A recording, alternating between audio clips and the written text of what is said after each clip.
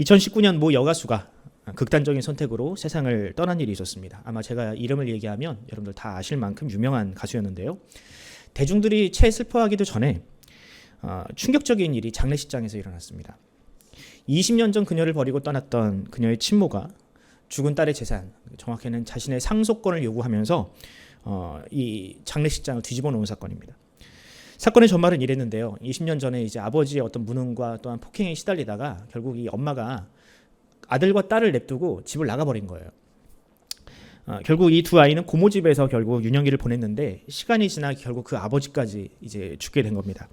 뒤늦게 이제 어머니를 찾으려 했지만 이미 어머니는 새로운 가정을 꾸리고 이미 두 자녀를 낳은 상태로 행복하게 지내 있는 것을 보고 이제 우리의 인연이 여기서 끝났구나라고 생각을 했다고 합니다. 그런데 그렇게 인연이 끊긴 줄 알았던 어머니가 뒤늦게 자신의 딸의 장례식에 나타나서 자신의 상속분을 내놓으라고 주장한 것입니다. 참 어이가 없는 일이죠. 그런데 이런 일이 종종 있는 모양입니다. 생전 연락하지 않던 가족이 장례식장에 나타나서 자신의 유산을 내놓으라고 생떼를 부르는 일이 있고요.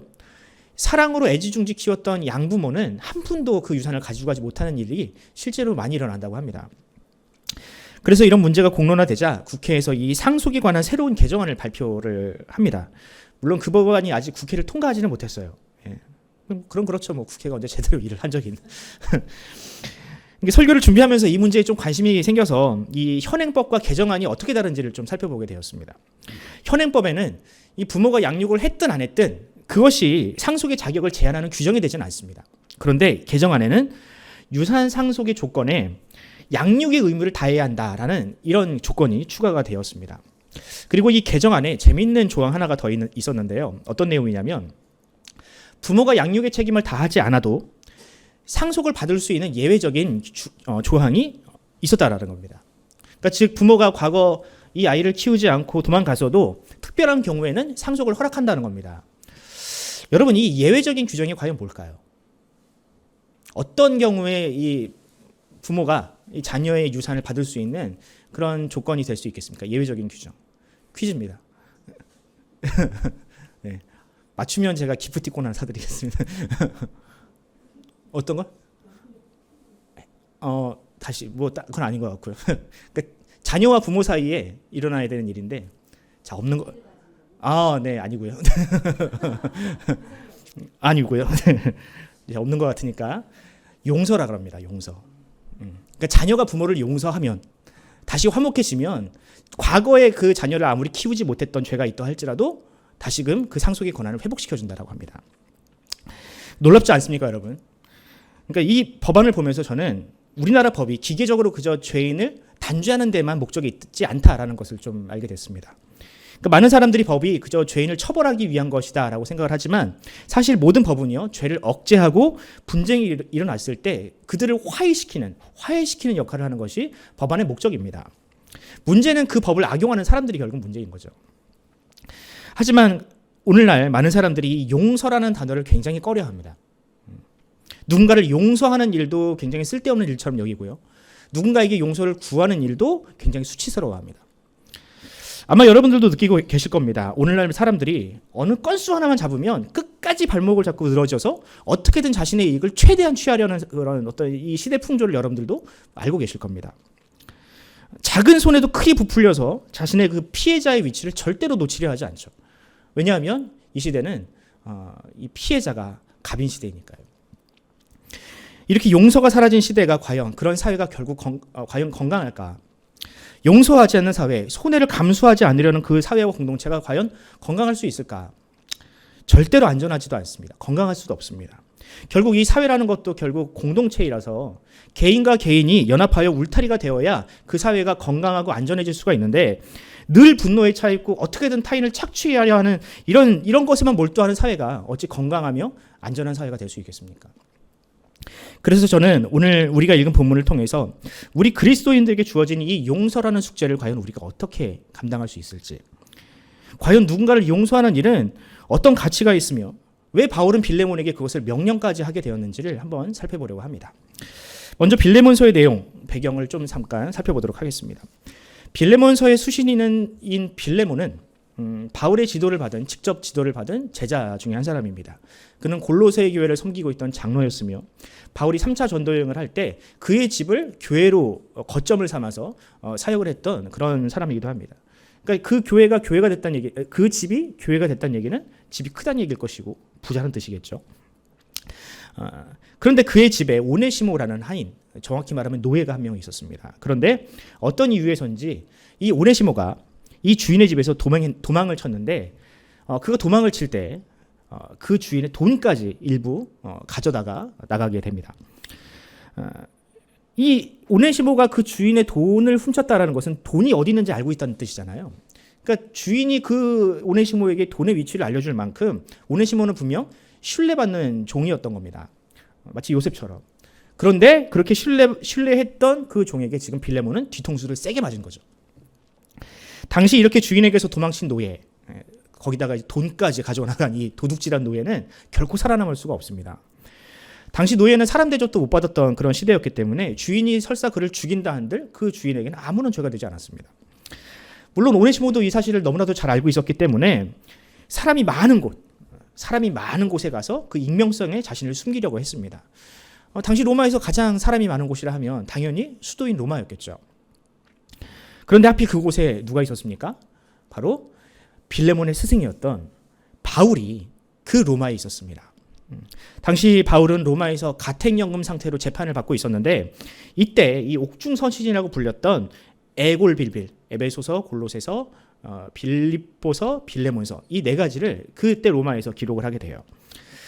그럼 바울과 오네시모의 관계가 그때 처음 시작됐을까? 그렇진 않겠죠. 왜냐하면 과거 3차 전도 여행 때 이 빌레몬의 집에서 바울이 사역을 했으니 당연히 그 집에 있던 하인이었던 오네시모도 바울이 그때부터 분명히 알고 있었을 겁니다. 그래서 오네시모가 이 안면이 있으니까 이미 어느 정도 알고 있던 이 바울이 거기 있으니까 이 바울을 찾아갔던 겁니다. 거기서 바울을 만난 오네시모는 자신의 죄를 회개하고 바울의 수종을 드는 일을 지금 감당하고 있었습니다. 제가 10절과 11절을 한번 같이 여러분들과 함께 읽기를 바랍니다. 10절과 11절입니다. 같이 시작. 갇힌 중에 낳은 아들 오네시모를 위하여 내게 간구하노라. 그가 전에는 내게 무익하였으나 이제는 나와 내게 유익함으로. 아멘.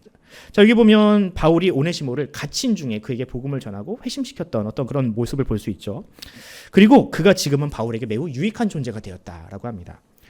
그런데 여기 조금 의아한 표현이 있습니다. 11절을 보면 빌레몬과 오네시모의 관계가 변합니다. 전에는 어땠어요? 무익했지만 지금은 어때요? 유익하게 되었다라고 합니다. 바울에게만 유익한 것이 아니라 지금 오네시모에게도 유익한 존재가 되었다라고 해요. 근데 여러분 좀 이상하죠? 대체 뭐가 유익합니까? 오네시모라는 존재가 지금 빌레몬에게 어디가 유익합니까? 그는 빌레몬의 돈을 들고 튄 나쁜 놈입니다. 빌레몬이 이미 용서했다면 얘기가 다르지만 아직 빌레몬은 이 오네시모를 용서하지도 않았습니다. 빌레몬은 오네시모로 인해서 복구할 수 없는 피해를 본 사람입니다. 사람들은 이 주인이 오죽 못났으면 그 종이 도망치느냐 라고 분명히 수군수군 됐을 것이고요. 적지 않은 돈을 들고 날랐으니 분명히 경제적인 타격도 분명히 있었을 겁니다. 이처럼 빌레몬은 오네시모로 인해서 정신적, 물질적, 사회적인 타격을 입은, 손해를 입은 피해자였습니다. 설사 오네시모가 다시 돌아온다 한들 그것이 다시 복구되는 것도 아니었어요. 차라리 오네시모를 처리하는 게, 그 죄를 단죄하는 것이 오히려 이 빌레몬의 입장에서는 더 나은 선택지가 될 수 있습니다. 왜냐하면 분명히 오네시모는 죄인이었기 때문에 죄를 단죄하는 것, 공의를 위해서 노력하는 사람이다라는 이미지를 사람들에게 전하는 것이 더 나은 선택지가 될 수 있다는 겁니다. 그러나 바울의 생각은 달랐습니다. 바울은 오네시모를 단죄하고 죽이는 것보다 더 나은 선택지가 있는데 그게 바로 용서하는 것이라고 합니다. 그리고 이런 바울의 요구는 빌레몬을 향한 요구일 뿐만 아니라 지금 우리 현대를 살고 있는 우리 모든 성도를 향한 요구이기도 합니다. 그럼 과연 성도에게 용서라는 것이 과연 무엇이길래 그것이 우리에게 유익할까요? 첫 번째로 용서는 성도에게 마땅한 일, 자연스러운 일이기 때문에 그것은 우리에게 유익합니다.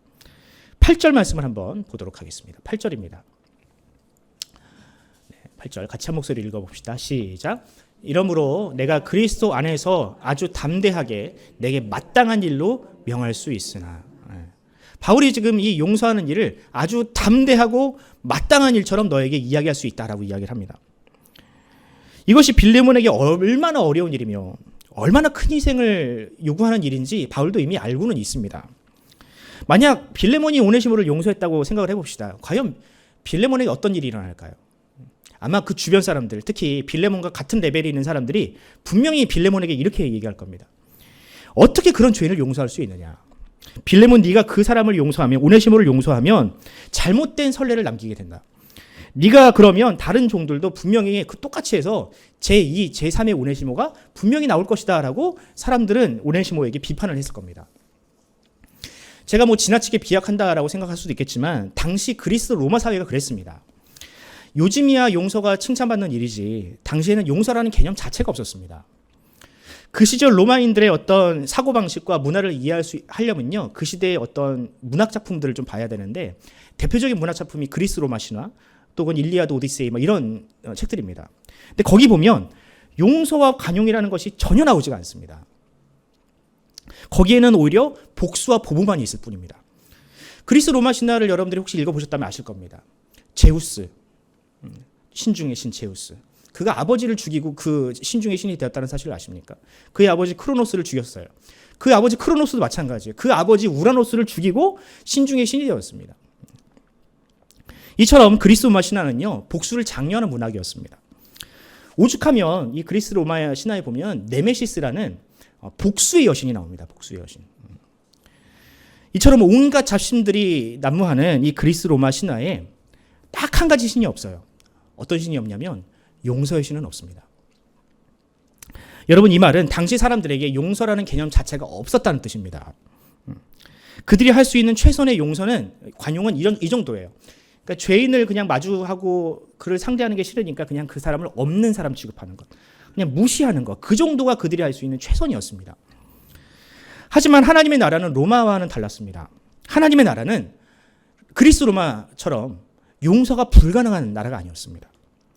그것은 바울의 표현처럼 너무나도 마땅한 일이며 당연한 일이며 성도가 감당해야 될 그런 사명과도 같은 일이었습니다. 왜 그런가요, 여러분? 로마와 하나님의 나라가 무엇이 다르기에 용서가 가능하고 또한 불가능할까? 그 이유는 하나님께서 하나님의 나라 안에서는 용서를 완성하셨기 때문에 그렇습니다. 예수 그리스도의 십자가를 지심으로 죄인들을 하나님께서 대속하시고 이를 근거로 하나님은 그 죄인들을 용서하셨습니다. 이제는 그 용서가 그저 상상 속에서나 가능한 그 어떤 신화와 같은 일들이 아니라 이 땅에서 실제로 일어난 일이 되어버렸다는 거예요.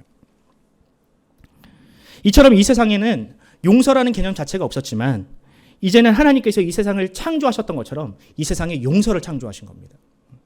빛이 있으라라고 말씀하실 때 빛이 생겨난 것처럼 예수 그리스도의 십자가 사건으로 말미암아 용서가 없던 이 시대 가운데 용서라는 이 실제가, 창조가 새롭게 일어나게 되었다는 사실입니다. 그러므로 그리스도인들은 세상과 다른 하나님의 나라를 사는 사람들입니다. 용서가 없는 세상이 아니라 복음으로 말미암아 용서가 있는, 용서를 할 수 있는 세상 가운데 우리는 살게 되었습니다. 하나님의 무한한 사랑과 용서를 믿는 사람은 이 땅 가운데서 용서를 실천할 수 있습니다. 그래서 바울이 빌레몬에게 요구한 겁니다. 비록 네가 로마 시민권자이고 로마 사람이지만 너는 더 이상 로마의 사상, 로마의 세계관으로 살면 안 된다. 너는 하나님 나라의 백성으로, 복수가 최선이라고 말하는 그들을 따를 것이 아니라 용서를 실천하시고 용서를 이 땅 가운데 창조하신 하나님을 따라야 된다라고 지금 요구하고 있는 겁니다. 저는 본문을 묵상하면서 문득 그런 생각을 해보게 되었습니다. 만약 이 세상에 용서라는 가치가 없었다면 이 세상은 과연 어떻게 됐을까? 누군가를 용서하고 그를 사랑하는 그런 일이 이 세상에 일어나지 않았다면, 없었다면 어떻게 됐을까? 제가 확신하건대 핵무기를 발견하고 또 그것이 무기화된 그 순간 이 세상은 멸망했습니다. 왜요? 네가 나한테 뭐 했어? 그럼 바로 그냥 갈겨. 그렇게 모든 나라가 다 핵무기를 용서하지 않고 다 갈겨대기 시작하면 지금 이 전 세계에 있는 핵무기를 다 터뜨리면 지구를 한 7번 정도 멸망시킬 수 있다라고 하더라고요. 사랑하는 성도 여러분, 하지만 그리스도인들이 이 땅 가운데서 먼저 용서를 함으로 그 분노의 고리를 끊었기 때문에 이 세상은 아직도 이처럼 안전할 수 있는 겁니다. 혹시 여러분 중에 여전히 용서가 안 되는 분이 계십니까? 그렇다면 여러분, 우리가 반드시 복음을 다시 들어야 합니다. 그리고 그리스도의 십자가를 우리가 다시금 묵상해야 합니다. 예수님을 구주와 주님으로 믿는 사람은, 나를 용서하기 위해서 하나님께서 어마어마한 희생을 치르셨다라는 것을 믿는 사람은 주기도문의 기도처럼 반드시 누군가를 용서할 수 있는 사람입니다. 자막에 나오는 기도문을 한번 같이 읽어보겠습니다. 같이 시작. 우리가 우리에게 죄 지은 자를 사하여 준 것과 같이 우리의 죄를 사하여 주옵시고. 아멘. 이 용서는 그저 추상적인 단어가 아닙니다. 용서는 실제이자 우리의 삶 가운데서 드러나야 할 우리의 신앙 고백입니다. 그 일이 물론 쉽지는 않겠지만 바울의 이야기처럼 그리스도 안에서, 다시 말하면 믿음 안에서 그 일을 우리가 포기하지 않기를 바랍니다. 그리고 성령님께 기도합시다. 나로 하여금 용서할 수 있는 사람이 되게 해달라고. 내가 누군가를 향한 미움이 지금 내 안에서 꿈틀대는데 이 미움으로부터 우리를 자유케 해달라고 우리가 기도해야 할 것입니다. 두 번째입니다. 용서는 성도를 자유케 하는 일입니다. 우리가 잊지 말아야 될 것이 있다면 이 빌레몬서가 쓰여진 상황을 좀 우리가 좀 이해할 필요가 있습니다. 빌레몬서는 아까 말씀드렸듯이 옥중서신입니다. 바울이 옥에 갇혀 있는 동안 쓴 서신이었습니다. 그런데 이 빌레몬서를 보면 다른 옥중서신과는 다르게 이 유독 자신이 갇혀 있는 상태를 매우 강조하고 그것을 자꾸 언급을 하는 것을 볼 수가 있는데요. 1절과 9절을 한번 같이 읽어보도록 할까요? 1절입니다. 먼저 시작. 그리스도 예수를 위하여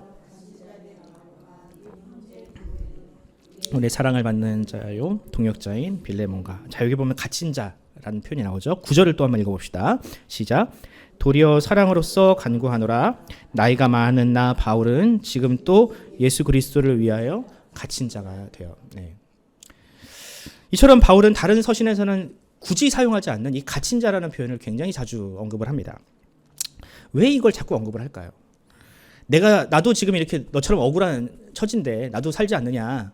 그러니까 너도 지금 이렇게 좀 용서해라, 이런 뜻일까요? 내가 지금 나이가 많으니까 너 내 말 좀 잘 들어봐, 이런 뜻일까요? 꼰대처럼? 네. 아니죠. 지금 바울은요, 자신의 처지와 빌레몬의 처지를 비교하고 있는 겁니다. 바울은 서신에서 밝혔듯이 가택에 연금된 상태였습니다. 마음대로 밖에 나가지도 못하고 사람도 만나지도 못하고, 로마가 또 맛있는 거 많을 텐데 지금 스페인 가면 맛있는 거 많잖아요. 네. 거기 때도 맛있는 거 분명히 많았을 텐데 맛집 탐방도 못하는 그런 상태였다는 거죠. 하지만 빌레몬은 어떻습니까? 빌레몬은 자유가 있습니다. 그 자유를 누릴 수 있는 돈도 있습니다.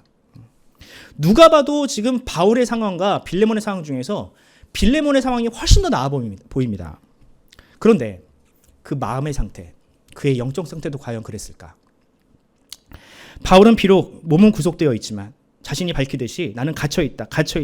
그렇게 이야기하지만 그 마음은 누구보다 행복했습니다. 자유로웠습니다. 비록 몸은 갇혀 있었지만 그는 여전히 복음을 전할 수 있었고, 하나님께서 그에게 이 오네시모와 같은 이 열매들도 하나님께서 계속해서 보내주셨습니다.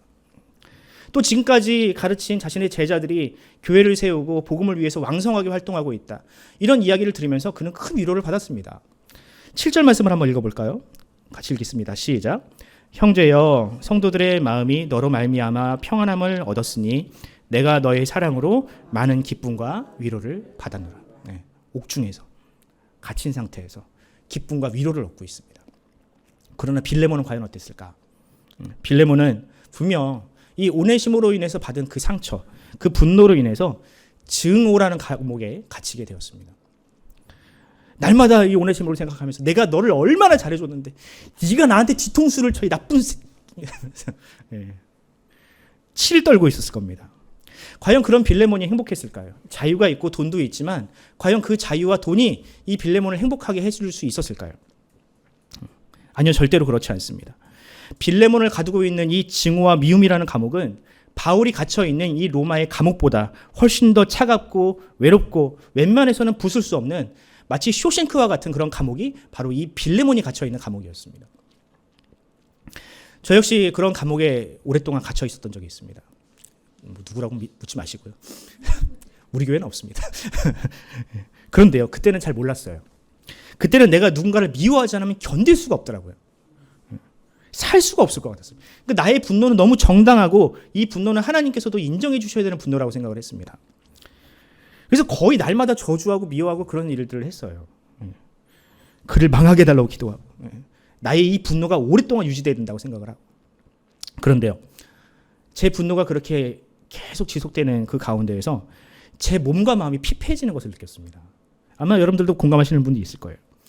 그러니까 미움이라는 감정이 그저 감정일 뿐일진데 그 미움이라는 감정을 가지고 있으면 몸이 망가지고 삶이 망가지더라고요. 그리고 한참을 지난 후에야 깨닫게 되었습니다. 내가 지금까지 감옥에 갇혀 있었구나. 나는 이렇게 힘든데 저 사람은 이렇게 잘 먹고 잘 살고 있는데 나만 손해를 보고 있었구나.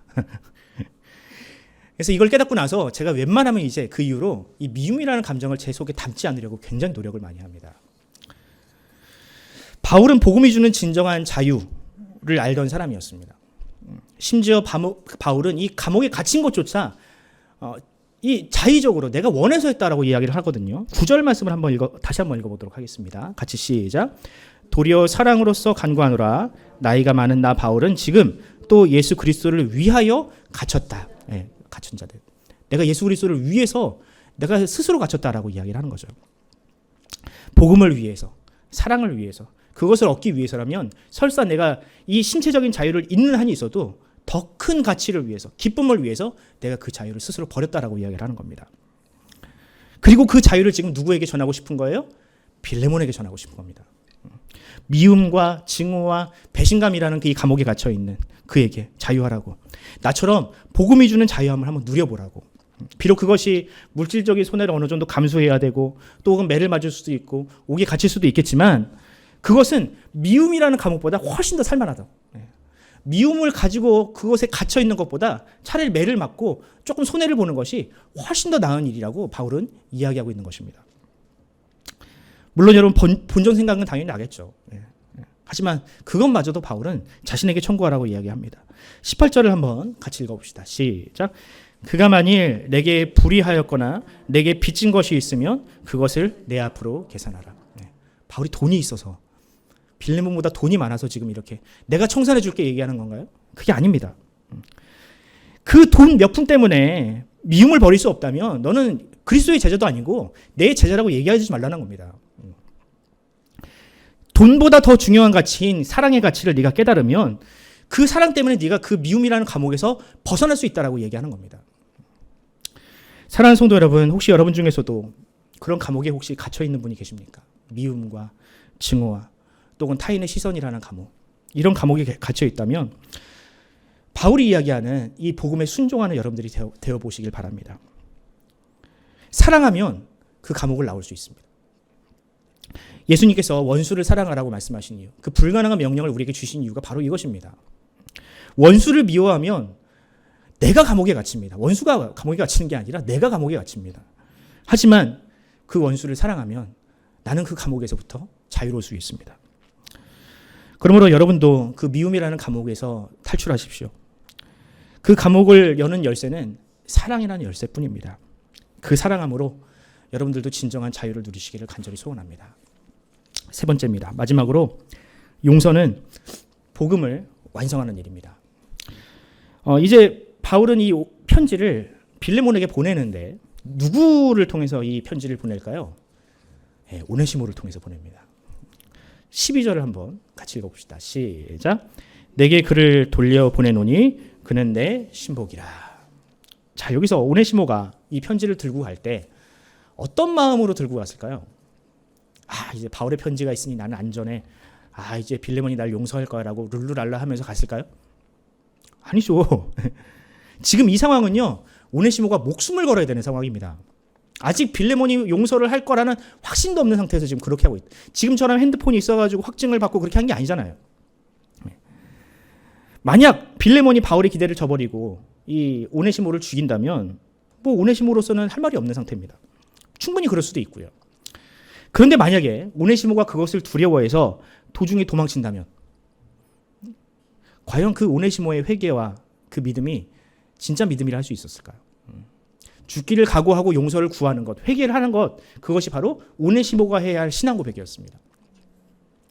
또 빌레몬은 어떻습니까? 빌레몬도 만약에 이 편지를 받고 오네시모를 죽였다면 과연 이 편지가 남아있을 수 있을까요?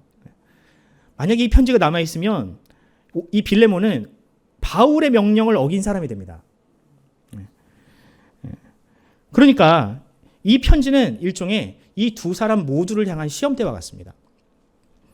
이 편지가 어떻게 되느냐에 따라서 그들의 믿음이 참인지 아닌지가 드러나게 된다는 거죠. 결국 어떻게 됐습니까, 여러분? 만약에 이 편지가 오네시모나 혹은 빌레몬 둘 중에 하나에게 소실되었다면 지금 우리가 이 성경에서 빌레몬서라는 이 귀중한 성경을 우리가 읽을 수 있었을까요? 하지만 이 편지가 지금 우리 손에 있다라는 것은 이 빌레몬과 오네시모 모두가 다 이 회개와 용서라는 이 하나님 나라의 새로운 질서를 받아들이고 그것에 순종했다는 결정적인 증거가 될 수 있는 겁니다. 그리고 이런 회개와 또한 용서, 이 순종이야말로 초대교회가 로마를 정복했던 가장 강력한 무기였습니다. 초대교회 성도들은 말이 아니라 사랑과 용서로 복음을 전했습니다. 만약 초대교회 성도들이 그저 세상의 범인들처럼 그저 사랑하는 척, 용서하는 척, 적당히 신자인 척만 했다면 로마 사람들이 절대로 그들을 보면서 회심하지 않았겠죠. 그러나 초대교회의 사람들은 그들의 상상을 벗어나는, 로마 사람들의 상상을 벗어나는 일들을 그 시대 가운데 이뤄냈습니다. 물론 그 가운데는 뭐 기적들도 있었겠죠. 뭐 죽은 사람이 살아나고 병자들이 일어나고 귀신이 떠나가고 독사가 물어도 죽지 않는 그런 기적들이 분명히 있었습니다. 그것도 분명히 효과를 받겠죠. 그런데요, 저는 그런 기적들보다 이 빌레몬서가 보여주는 이 용서라는 기적이야말로 이 로마 사람들에게 가장 큰 충격을 주었다라고 생각을 합니다. 앞서 말씀드렸듯이 그리스 로마는 복수가 최선임을 믿는 그런 시대였습니다. 그런 시대 속에서 이 교회가 보여준 이 조건 없는 용서, 이 회개는 그 시대 로마 사람들에게 크나큰 충격이었다는 겁니다. 교회는 로마로부터 무려 300년 동안이나 핍박을 당했습니다. 내가 신자인 이유로, 내가 교회를 다닌다는 이유로 친척과 이웃에게 버림을 받고 직장을 잃어서 수입이 끊기고 이유 없는 폭력과 괴롭힘을 당해야만 했습니다. 심지어 박해가 극심할 때에는 성도라는 이유로 사자밥이 되어 했던 그런 시대도 있었습니다. 그러나 놀라운 사실은 그들은 복수하지 않았다는 사실입니다. 그들도 로마 사람일진데, 그들도 똑같이 이 복수가 최선이라는 그런 가르침을 받고 살아왔을진데 그들은 로마 사람들과 다른 삶의 방식을 선택했다는 겁니다. 로마 사람들의 사고방식으로는 당연히 그렇게 하면, 괴롭히면, 나쁜 짓을 하고 직장에서 쫓아내면 당연히 보복이 돌아와야 되는데 그리스도인들은 절대로 복수하지 않았다는 것이죠. 이것이 바로 로마인들에게는 가장 큰 기적이자 가장 큰 충격이었던 겁니다. 제가 어떤 책에서 이런 글을 본 적이 있습니다. 다시 중요하게 상기해야 될 점은 교회는 박해자들에게 복수하려 하지 않았다는 것이다. 그 시대의 기독교 문헌에서는 신도들을 색출했던 이들을 향한 앙심이나 복수심을 찾아볼 수 없다. 우리가 아는 한 박해자들을 저주하는 기도조차 드려진 바 없다. 이것이 초대교회가 복음을 전하던 방식이었습니다. 세상이 흉내조차 낼 수 없는 그런 용서를 실천함으로 그들은 복음을 완성했던 것입니다. 그 복음의 능력을 보고 핍박을 당해도 복수를 하지 않고 복수로 되돌리지 않는 그들의 오히려 사랑으로 되갚아주려는 그런 모습을 보고 세상은 두려움과 경외감까지 느끼게 되었습니다. 그렇습니다. 지금 우리 이 시대의 교회가 회복해야 될 이 초대교회의 유산이 있다면 그것은 바로 이 용서와 사랑이라는 능력입니다. 지금 이 시대에는 초대교회보다 훨씬 더 많은 것을 누리고 가지고 있습니다. 사람들이 편하게 모일 수 있는 건물도 있고요. 돈도 있습니다. 무엇보다 마음껏 예배를 드릴 수 있는 신앙의 자유도 있습니다. 하지만 그들에게는 있고 우리에게는 없는 것이 있다면 그것은 바로 사랑하고 용서하는 능력입니다. 그럼 왜 우리는 그런 사랑과 용서의 능력을 잃어버렸을까? 제가 곰곰이 생각해 봤습니다. 왜 우리는 초대교회에서는 그렇게 당연하고 마땅한 일들을 이 시대는 하지 못할까? 저는 그 이유를 여전히 우리가 용서받지 못한 죄인이다라고 생각하고 있는 것은 때문이 아닐까? 많은 그리스도인들에게 물어보면 이거 겸손의 표현일 수도 있지만 자신이 구원받았다라는 확신도 없어요. 확신이 없고요. 여전히 자신은 죄인이며 거듭나지 못한 존재라고 생각을 하는 사람들이 꽤나 많습니다. 그런데 여전히 천국은 갈 수 있다 그래요. 오늘 죽으면 천국은 갈 수 있다고. 왜냐하면 그렇게 확신 있게 대답을 해야 천국에 갈 수 있다라고 가르쳐 왔으니까 그렇게 대답은 합니다. 그런데 여러분, 이게 얼마나 말이 안 되는 일입니까? 어떻게 용서받지 못한 죄인이 천국에 갈 수 있습니까? 용서받지도 못했던 사람이 어떻게 다른 사람을 용서할 수 있나요? 머리로는 성경을 안다고 하지만 여전히 그 심장에는 복수심이 불타고 있는데 어찌 그 사람을 참된 그리스도인이라고 말할 수 있겠습니까? 그러므로 우리가 복음을 아는 성도가 되어야 합니다. 하나님께서 우리를 용서하시기 위해서 어떤 값을 치르셨고 그 용서는 되돌릴 수 없는 용서이고 그 용서로 말미암아 우리는 용서받은 자 또 혹은 용서할 수 있는 자가 되었다는 사실을 우리가 반드시 기억해야만 합니다. 이것이 바로 빌레몬서가 우리에게 주시는 권면이자 주님의 명령인 것입니다. 이제 말씀 맺겠습니다.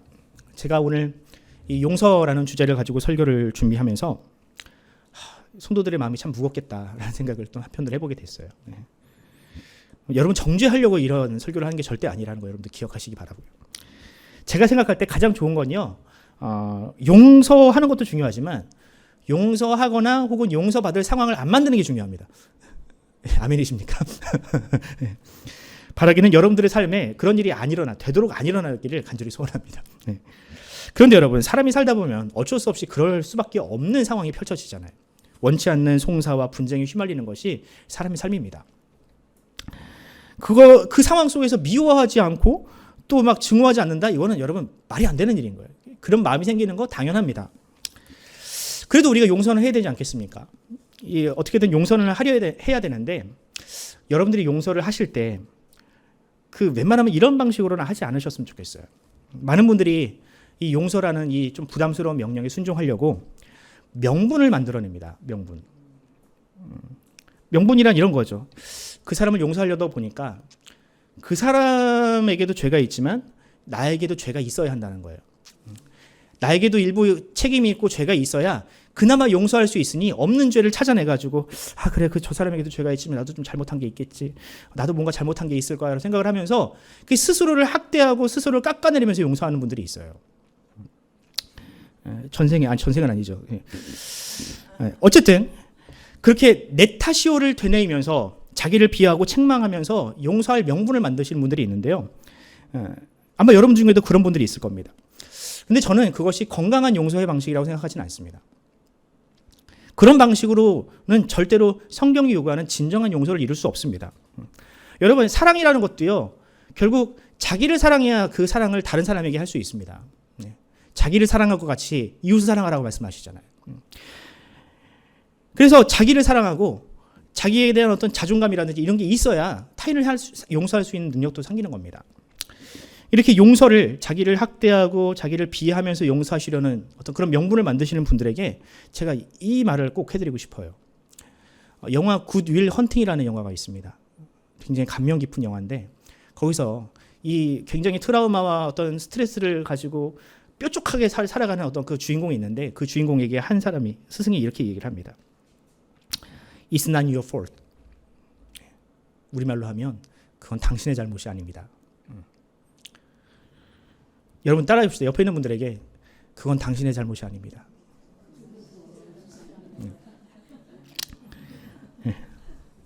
여러분 하나님께서 우리에게 용서를 명령하신 것은요.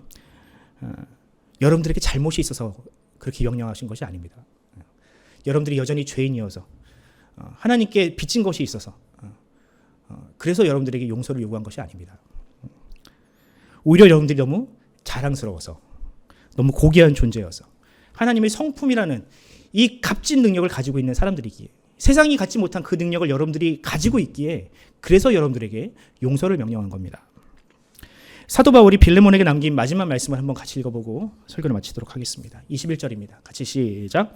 나는 내가 순종할 것을 확신함으로 내게 썼노니 내가 내게 말한 것보다 더 행할 줄을 아노라. 아멘. 여러분 저와 여러분요 이 세상을 사랑하시고 용서하신 예수님의 성품 그 능력을 가지고 있는 사람들입니다. 용서는 여러분이나 저나 죄인이 해야 하는 어떤 굴레나 그런 어떤 그 족쇄가 아닙니다. 어쩔 수 없이 순종해야 되는 그런 명령도 아닙니다. 바울의 말처럼 성도는 용서 그 이상의 일도 할 수 있는 사람들입니다. 용서가 우리가 해야 되는 끝도 아니고요. 우리는 그 이상의 일, 보다 더 값지고 보다 더 가치 있는 일들을 얼마든지 할 수 있는 사람들입니다. 바로 이것이 하나님께서 우리를 바라보시는 관점입니다. 더 이상 우리를 스스로가 죄인이다, 나는 능력이 없다, 나는 가치가 없다, 이렇게 스스로를 그런 굴레와 감옥에 가두지 마시기 바랍니다. 바라기는 주님께서 이 부족한 우리를 끝까지 사랑하시고 또 우리에게 큰 기대를 가지고 있다는 이 사실을 여러분들이 반드시 믿으시기 바랍니다. 그렇게 세상이 할 수 없는 그 사랑과 용서를 실천할 때 이 땅에 하나님 나라가 저와 여러분들을 통해서, 우리 푸른 사랑의 교회를 통해서 반드시 이루어질 줄을 간절히 소원합니다.